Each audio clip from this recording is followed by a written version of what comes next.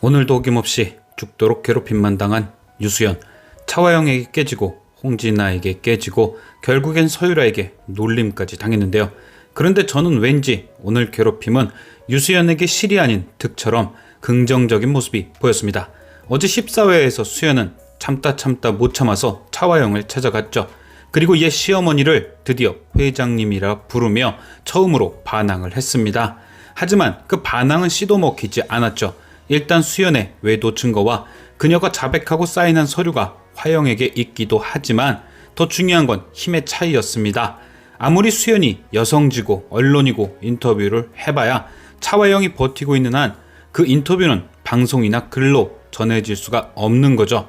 즉 뭐래도 안 되는 상황. 당연히 수연도 그런 상황을 모르지 않을 터 결국 큰소리 한번 친 걸로 끝낼 수밖에 없었습니다. 이후 두 사람이 다시 만난 건 수연이 일하던 레스토랑. 수연은 차화영과의 만남이 탐탁치 않았지만 나름 자신의 할 일에 최선을 다했는데요. 이 모습을 지켜보던 고미숙은 수연에게 자신의 모자란 부분을 채워주는 비서가 돼주길 바랬죠. 하지만 수연은 그런 고미숙의 제안을 거절했습니다. 아마도 제 생각엔 지겨웠을 듯한데요. 재벌집의 시집가 재벌가의 더러움을 충분히 경험했으니 재벌과 엮이는 것 자체가 지겨웠다는 거죠. 하지만 여기서 고미숙은 상당히 중요한 팁을 수연에게 주게 됩니다. 바로 수연에게 없던 유일한 것, 힘을 키우라는 거였죠. 그래야 아들도 데려올 수 있다고 말입니다. 결국 수연은 이후 고미숙을 찾아가 그 힘을 키우기로 합니다. 그런데 수연이 이 같은 결정을 내리게 도와준 것이 바로 홍진아였는데요. 수연이 일하던 레스토랑에 찾아가 갑질을 한 것이 수연의 결정에 결정적인 역할을 했죠. 즉 오늘 수연이 화영과 진아에게 괴롭힘을 당했던 모든 장면은 고구마라기보단 사이다의 발판, 밟으면 꿈틀하는 지렁이를 계속 밟아버린 모습이었던 겁니다. 그냥 놔뒀으면 아무 일 없이 지쳐갔을 수연인데 괜히 자극을 해서 그녀가 힘을 갖게끔 만든 거죠. 이렇게 드디어 고미숙과 유수연은 한편이 됐습니다. 목적이 복수인 한 팀은 아니지만 수연은 누구보다 SA그룹에 대해 잘 알고 고미숙은 누구보다 돈이 많죠.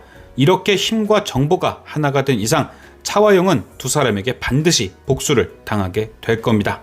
그리고 오늘 중요했던 또 다른 내용 하나는 바로 서유라와 그녀의 부모가 통화를 했던 장면이었죠. 당연히 이 통화는 가짜 통화였을 겁니다. 차화영이 주방에 오는 걸 알고 일부러 듣게끔 통화하는 척 연기를 한 거죠.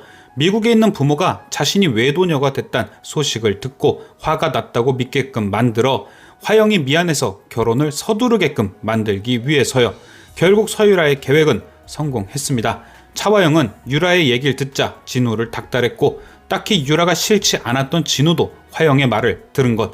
세상 귀한 며느리인지 모르고 수연을 내쫓은 뒤 어마어마한 폭탄을 집에 들이게 된 두 모자. 아마도 유라는 상견례가 있을 때쯤 가짜 부모를 구해서 상견례를 진행하겠죠.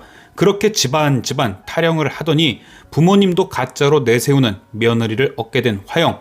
과연 모든 것이 들통났을 때 그녀가 어떤 표정을 짓게 될지 벌써부터 기대가 되네요. 지금까지 시청해주신 여러분께 감사드리며 저는 또 다른 리뷰로 돌아오겠습니다.